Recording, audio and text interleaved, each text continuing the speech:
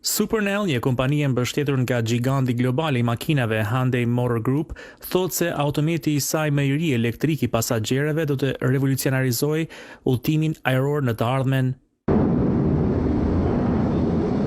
Ky aeroplan do të jetë në gjendje të transportojë më shpejt pasagjerët brenda qyteteve dhe mes tyre, duke fluturuar mbi rradhët e gjata të trafikut rrugor.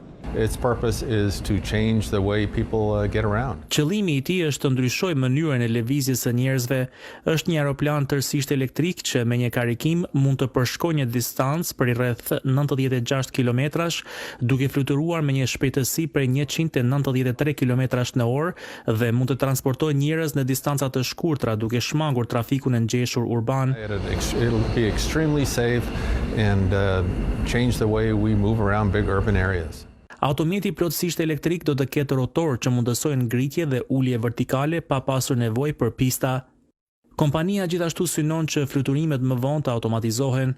Ndonëse për disa ekspert ky koncept mund të duket larg realitetit, shefi i kompanisë Supernal thotë se partneriteti me kompaninë Hyundai Motor Group do të lejojë prodhimin e këtyre automjeteve fluturake në një shkallë industriale masive. We believe we have not only the vast industrial power. Ne besojmë se kemi jo vetëm fuqinë e madhe industriale që Hyundai Motor Group mund të ofrojë, por ne edhe mund të revolucionarizojmë aviacionin përmes aftësive të mëdha të kompanisë sonë. Really bring this reality, not stay in sci-fi movies anymore. Kompania gjermane Lilium është gjithashtu në garë për prodhimin në shkallë të gjerë të avionit të saj elektrik eVTOL. Avioni i saj tërësisht elektrik mund të ngrihet dhe ulet vertikalisht, por në vend të rotoreve përdor ventilator me motor të fuqishëm për lëvizjen e ajër.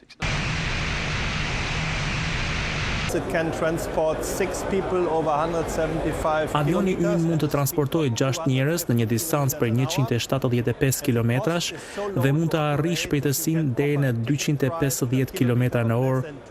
Kostoja e operimit të këtij avioni është aq e ulët saqë ne mund të ofrojmë bileta me çmime prej më pak se $2 për kilometër.